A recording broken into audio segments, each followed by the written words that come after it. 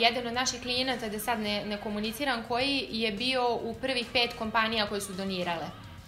I to je ono što sam ja malo prije rekla, da je to jedna mala pobjeda, ali prosto mi smo se negdje, ja sam znala da u cijeloj ovoj situaciji moraju krenuti donacije i da će morati da krene podrška privatnog sektora ka samoj državi i moja inicijativa za donaciju je došla vjerovatno među prvim inicijativama.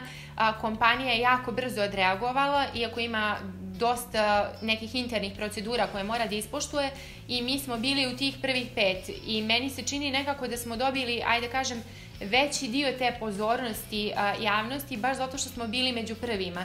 Sad ovih dana imate jako velike donacije koje malte ne prolaze neprimjećene zato što su već nešto viđeno, jer kao ok, još neko je donirao pa vidio sam već za prethodnih 10 ili 15, tako da moment jeste izuzetno važan.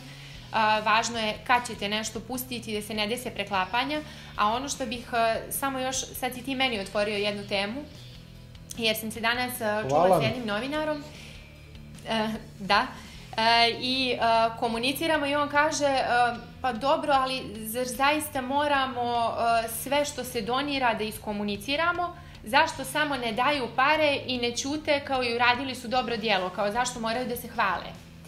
I onda sam mu ja rekla, a šta misliš da oni to ne iskomuniciraju? Pod broj 1, njihovi potrošači to ne znaju.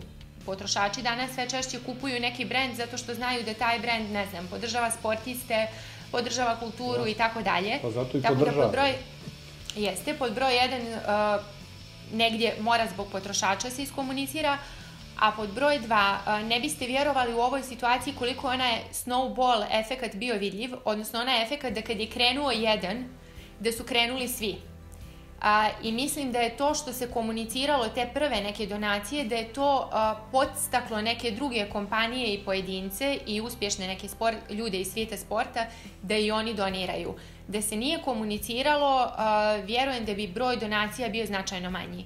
Tako da prosto to ima neki svoj efekat gdje povuče i druge iz svog lanca. Ako donira jedna građevinska kompanija, budite sigurni da će i konkurencija da donira jer ne žele da budu ništa gori. Ekipa i onda... Moram. Ne, ali like i subscribe. Ali like i subscribe, ne mora like i subscribe. Ništa. Giveaway, like i subscribe. YouTube nam je bitan. YouTube. Znači, YouTube nam je bitan. Ne morate da gledate, ali subscribe. Sve nam je bitno, čovječe.